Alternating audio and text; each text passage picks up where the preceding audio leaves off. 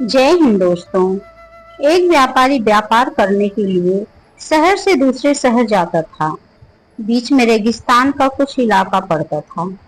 वह आदमी एक निगेटिव सोच वाला इंसान था। हमेशा शिकायत करता रहता था कि मेरे पास ये नहीं है, वो नहीं है, इसकी कमी है, उसकी कमी है। एक दिन वह रेगिस्तान में से गुजर रहा था, तभी उसकी पानी की बोतल खाली हो जाती है। उसे बड़ी जोर से प्यास लगती है, लेकिन रेगिस्तान में पानी न मिलने की वजह से उसे बहुत गुस्सा आता है। और बोतल है कि खराब जगह है, न कोई पेड़ है, न पानी, रास्ता भी लंबा है। रेगिस्तान पार करना पड़ता था है। तभी आसमान की तरफ देख करके कहता है कि भगवान, ये कैसी जगह बना दी है आपने। अगर मेरे पास भी बहुत सारा पानी होता, बहुत सारे संसाधन होते, तो इस जगह पर हरियाली कर देता, बहुत सारे पेड़ लगा देता। वह आदमी ऊपर देखकर ये सब बातें कह रहा था होता है, और ऐसा लग रहा था कि जैसे ऊपर वाले से जवाब की प्रतीक्षा कर रहा है कि भगवान कुछ कह दें। फिर वह कुछ देर बाद आगे चलता है। आगे जाकर उसे कुआं दिखाई देता है। वह कुएं के पास पहुंचा और देखा कि कुआं पूरी तरह पानी से भरा हुआ है, परंतु वह आदमी निगेटिव सोच वाला था और हमेशा शिकायत करता रहता था। और फिर से आसमान की तरफ देखते हुए बोला, भगवान, पानी से भरा हुआ कुआं तो दे दिया, लेकिन पानी निकालूंगा कैसे। तो इस बार जब उसने नीचे देखा तो फिर से चमत्कार हुआ।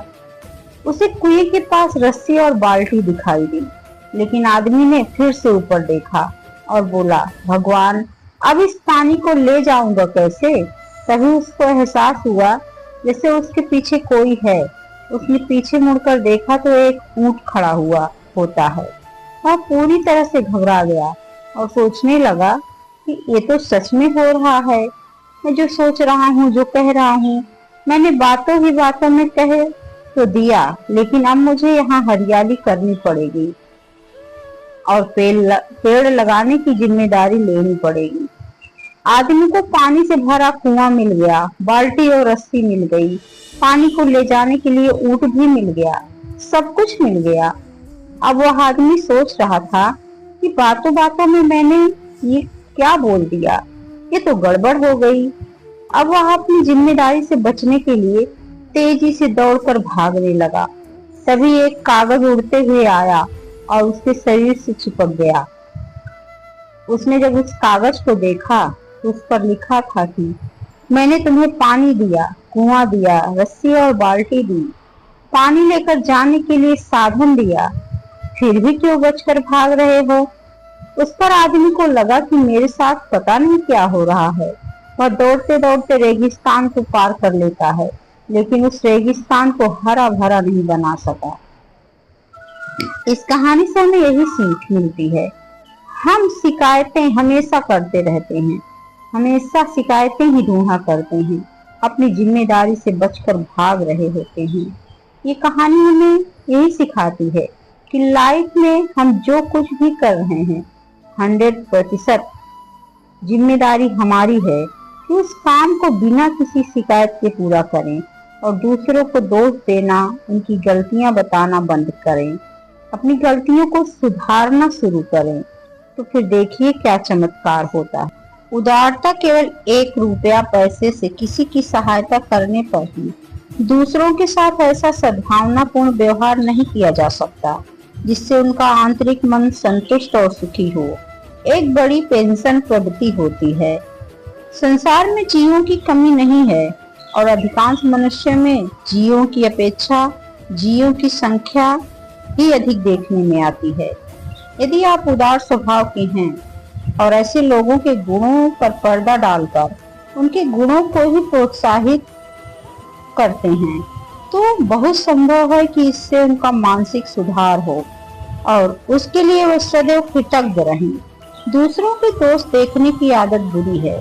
दोष देखने की आदत पड़ जाने से सामने वाले व्यक्ति के दोष ही दोष दिखते हैं। उनमें अच्छे गुण भी होने पर वे तिल का ताड़ बढ़ाने की इस बुरी आदत के कारण वैसे नहीं दिखते जैसे कि तिनके की आड़ में पहाड़ छुपा जाता है। दूसरों के दोष देखना, क्रियान्वयन करना महान मानस रोग है, इससे मुक्त होना चाहिए। भगवती पार्वती के 2 पुत्र थे, एक के 6 मुख और 12 वस्त्र थे और दूसरे के हाथी जैसी लंबी नाक थी। पहली बार दूसरे की नाक हाथ से नापने लगती है और दूसरी पहली की नाक हाथ से नापने लगती है। 1 2 3 4 10 11 12 बस फिर लड़ाई थम जाती है और वे रिश्तों में खूब लड़ने लगते हैं एक दूसरे से। माता पार्वती इन लोगों के युद्ध से एकदम परेशान हो गई।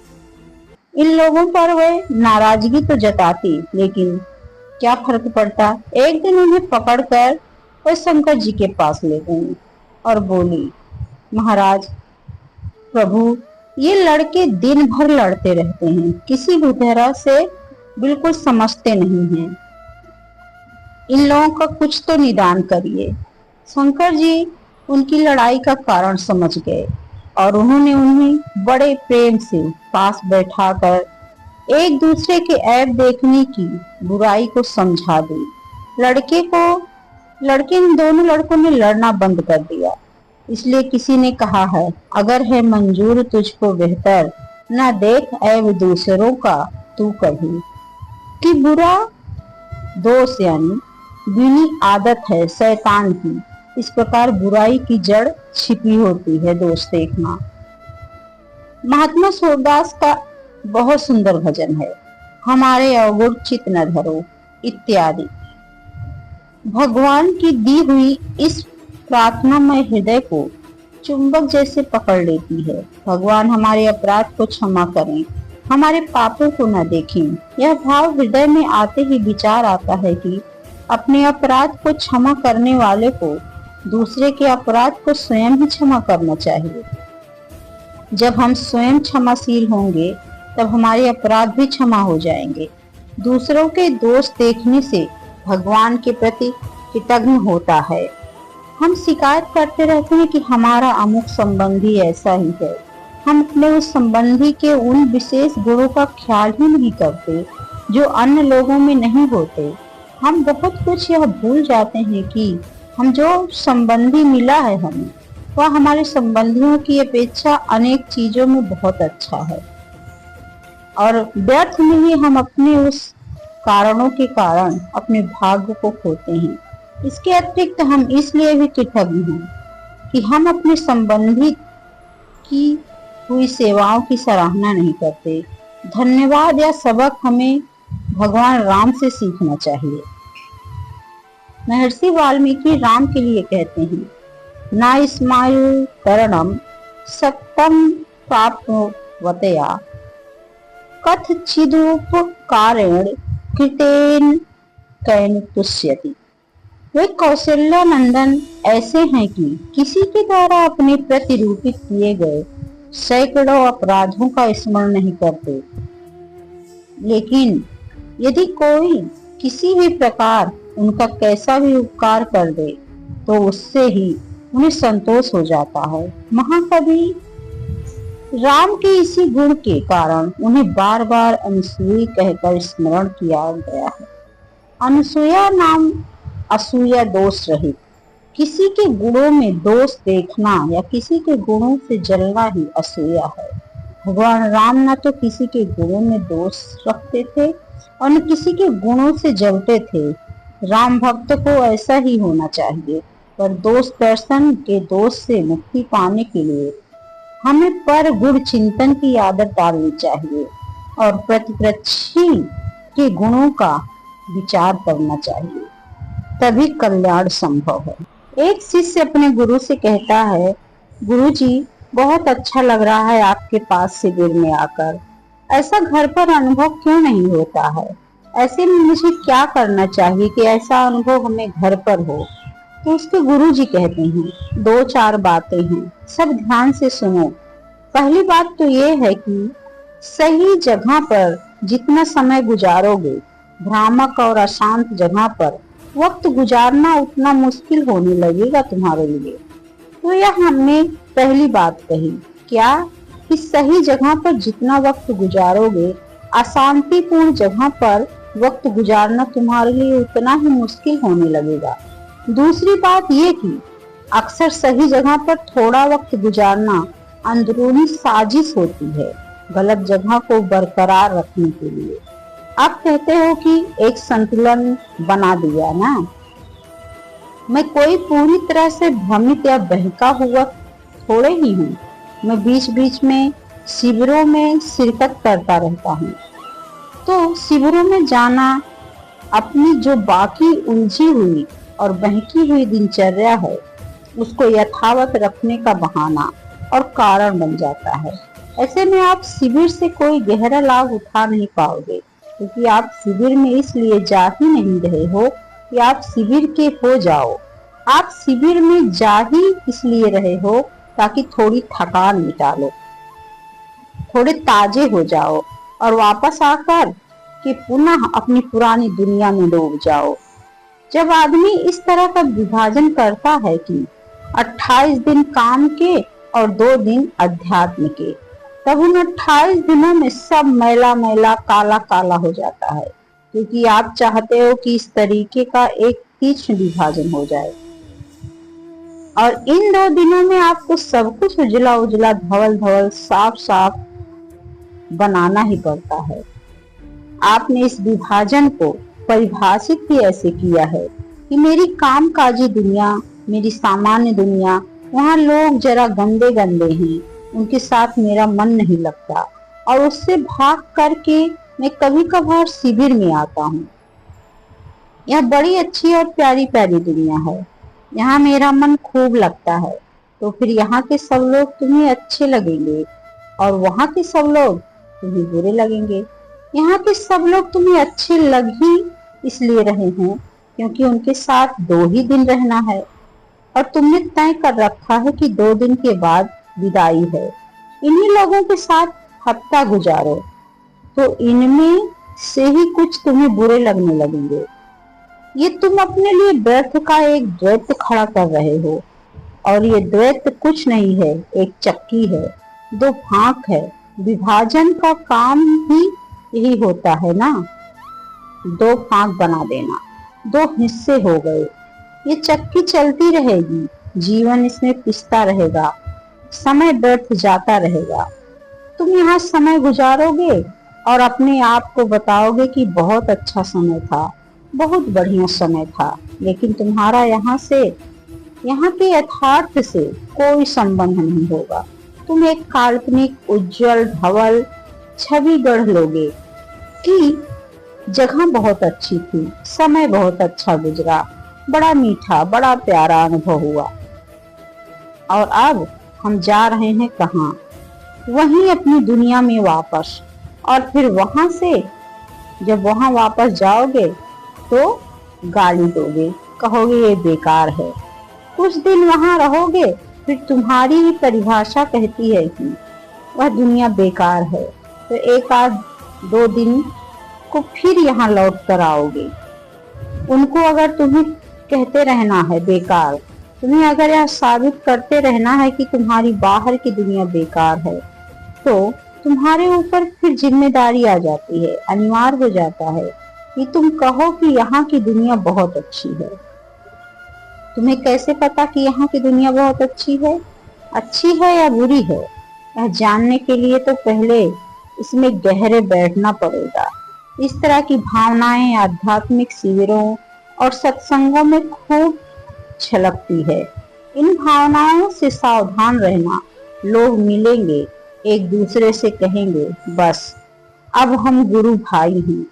तुम्हारा ही इंतजार था। ऐसा लग रहा है कि कुंभ में बिछड़ा हुआ कोई मिल गया, इसलिए कि ये तो बेकरार थे। आओ सखी, तुम सबको देखते हैं तो ऐसा लगता है कि तुम ही लोग परिवार हो। ये लोग अगर इतने अच्छे लगते हैं तो इनको छोड़कर काहे जा रहे हो भाई? यहीं बस जाओ और यह तो छोड़ दो कि यहाँ बसना है।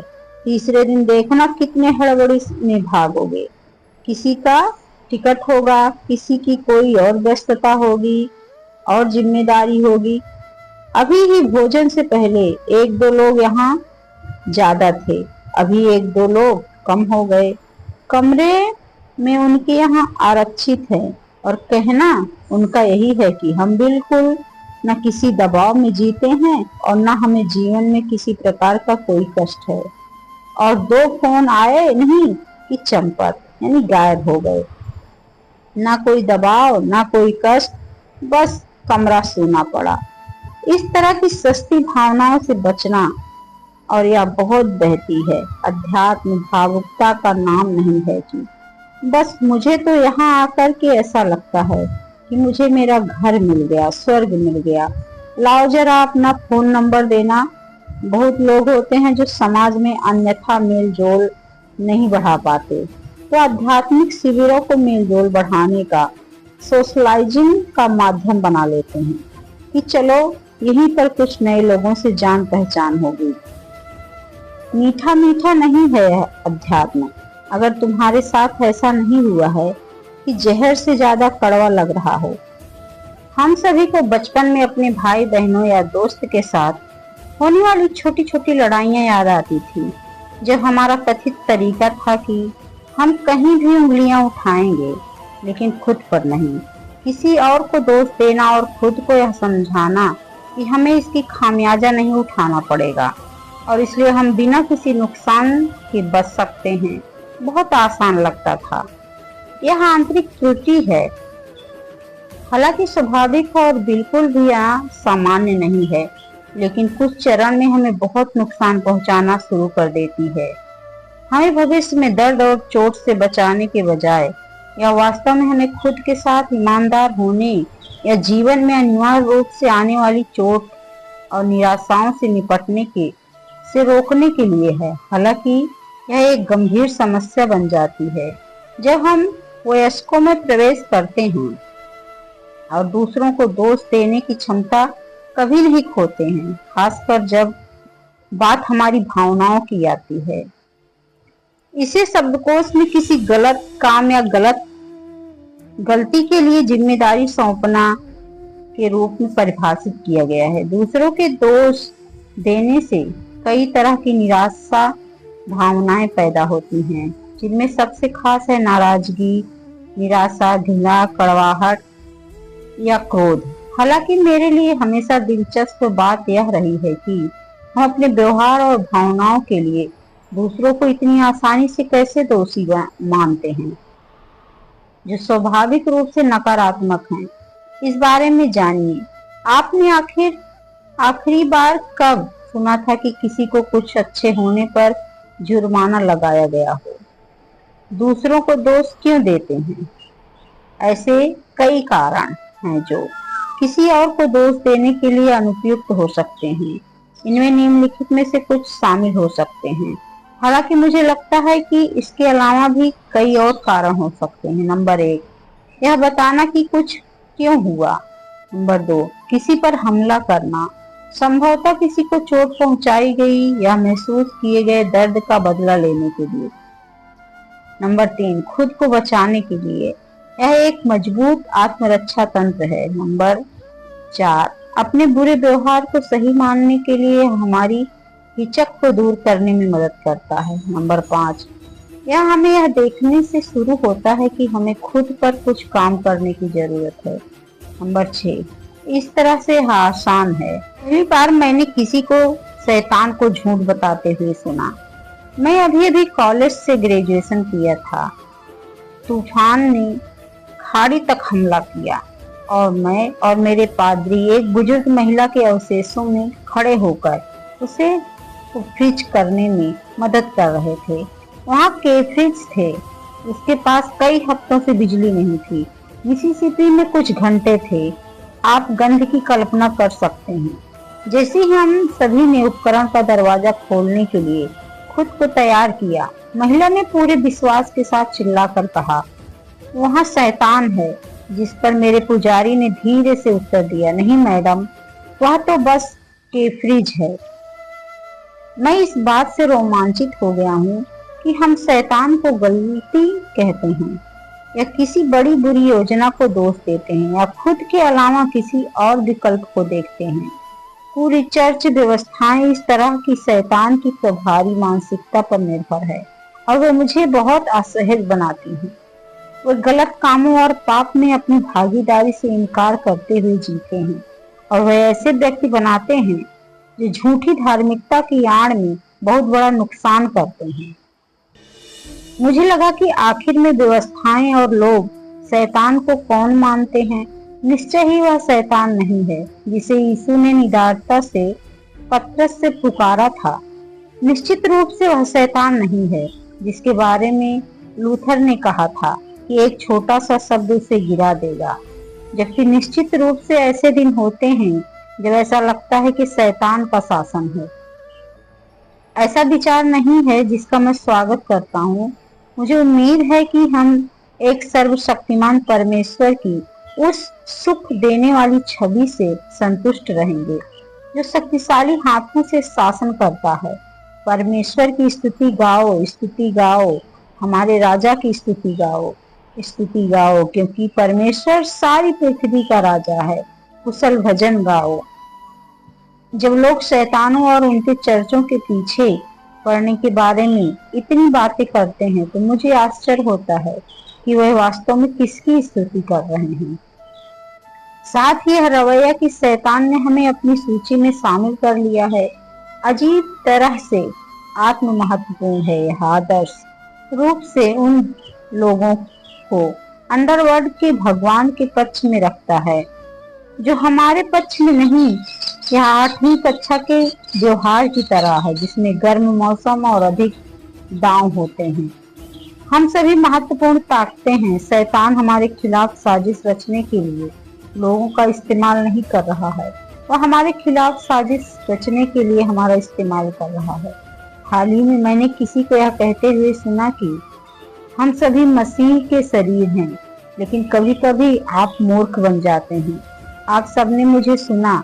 शैतान को हमारे साथ खिलवाड़ करने के लिए दूसरे लोगों की जरूरत नहीं है, उसे बस हमारी जरूरत है। और अन्य लोगों द्वारा आपके खिलाफ साजिश रचने जाने की चिंता करना वास्तव में शैतान के लिए परिदृश्य है। ईर्ष्या, भय, आरोप और आत्म महत्व उसके प्रिय हैं। निश्चित रूप से हमारे जैसे चर्च वाले घर में हम कभी कभी सोचेंगे कि क्या शैतान हमारे पीछे पड़ा है या हमारे चर्च समुदाय को कुछ हफ्तों में नौकरी छूटने, मौत और बाढ़ का सामना करना पड़ता है तो हम सभी शैतानों को बुला रहे होते हैं। लेकिन अगर मेरे प्रति मैंने एक दूसरे पर चिल्लाया, सहकर्मियों के साथ अप्रिय व्यवहार किया या अपने बच्चों को निरंतर दुनिया सिखाई है तो यह वास्तव में हमारा पाप है। हमें मूर्ख बनाने के लिए हमारी बुराई की जरूरत नहीं है। हम खुद ही बुरा कर सकते हैं, किसी और की जरूरत नहीं है। उसमें शब्दों के बारे में लिखती हैं जो विश्वासियों की चुनौती देती हैं और उन्हें झुकाती हैं। एंटी क्रिस्ट पर उनके वंश विशेष रूप से अच्छा है। उन्होंने चर्च में इस शब्द के बारे में एक वर्ग का नेतृत्व करने के लिए कहा और वह मदद के लिए अपने पादरी के पास गई। उन्होंने संक्षेप में बताया और इस प्रवृत्ति को खारिज कर दिया। ईसाइयों में हमेशा से ही एंटी क्रिस्ट की पहचान उनके निजी या सत्ता में बैठे लोगों से की जाती है, जिससे उन्हें घृणा करने का कारण बनता है। यह एक आसान काम है। मैं निश्चित रूप से इस बात से सहमत हूँ कि हर पाप के पीछे शैतान की तलाश करना या अपने पापों को नजरअंदाज करना हमारे लिए गलत है। हालांकि मैं यह भी कहूंगी कि भले ही हमारा प्रभु किसी भी शैतानी ताकत से कहीं अधिक शक्तिशाली है, लेकिन इस पतित दुनिया में बुरी शक्तियों को नजरअंदाज करना अच्छा विचार नहीं है। प्रार्थना मंत्रालय में मैंने बहुत कुछ देखा और सुना कि हम इस बात को नजरअंदाज नहीं कर सकते कि हमारा कोई दुश्मन है। हम कई बार अपने दुश्मन होते हैं। अपनी गलतियों को छुपाने के लिए, सजा से बचने के लिए हम कई बार अपने आरोप, अपनी गलतियों को दूसरे पर लगा देते हैं। यह निहायत ही गलत है। ऐसा करना महापाप